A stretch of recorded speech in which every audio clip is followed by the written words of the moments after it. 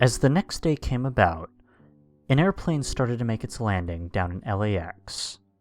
Passengers were getting off and making their way to get their luggage, and a young lady named Leslie, who had short blonde hair, wearing a t-shirt with the Slipknot logo, Rip-style pants wearing mid-calf, high Converse.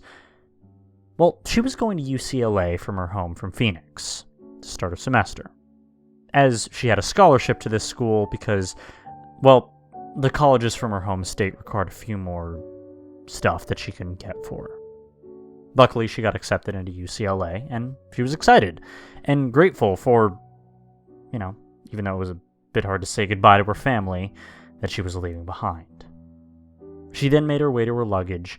She got into an Uber and made her way to the west side of Los Angeles. As she looked at the buildings to get to her college, she was surprised at the sights that came left and right. The shopping stores, the art on the walls, people generally having a good time. Leslie finally made it to the campus and into the building where she was forming in. She made it to the lobby, and she saw a lot of ladies going left and right, moving inside of their dorms as well. She then saw a lady with her tag named Sandy, who was the RA. Excuse me? She piped up. My name is Leslie, and I'm checking in for my dorm? Okay. Let's see. Yes, I found you. So, you're in room 113. And, let's see, you have a roommate named Ava. Great. Thank you so much, Leslie said, heading off to find her room. A roommate, huh? Well, let's see how she is. Hopefully we'll get along. She thought this to herself with confidence, as she made her way to room 113. She then saw another girl unpacking her clothes from her bag, and Leslie was the first to greet her. Hi. Hi there, you must be Leslie, this girl said. That's me. You must be Ava. Yeah, I am. Ava was another beautiful girl with light brown skin and straight long hair. She also had another beautiful smile. Where are you from? Leslie asked Ava. I'm actually from East LA. I live about 30 minutes from here, so whenever I want to go see my parents or my family, I can drive to them and go see them.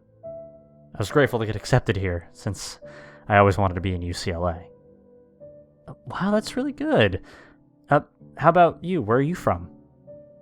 Ava asked back. I'm actually from Phoenix, and I'm the first of my family to go to college. But the colleges from my state they required a few more things that I couldn't really get. But same here, I'm grateful to be here as well.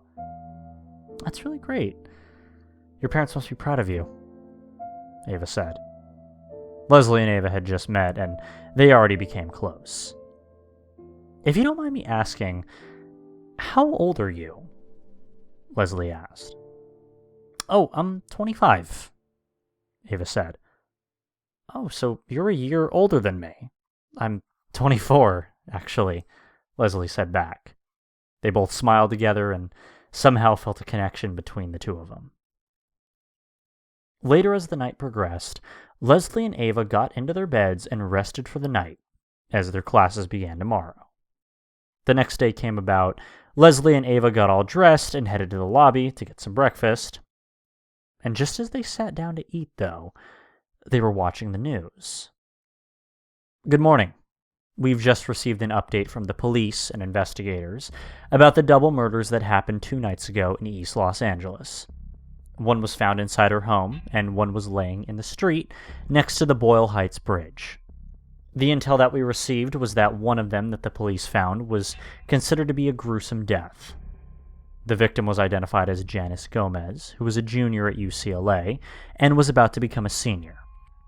The investigators say that Janice has been stabbed multiple times in the chest and has lost a lot of blood, and by the look of it, she had died within 5 minutes.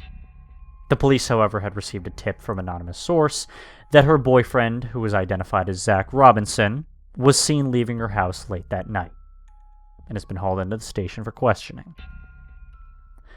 The other victim that the police found wasn't that far from the house Janice was murdered from. He was a local gang leader of the 5th Street Crazies, who was identified as Ignacio de la Vega, but in the streets, he's known as Demon. Mr. de la Vega was found laying with a stab mark to the heart.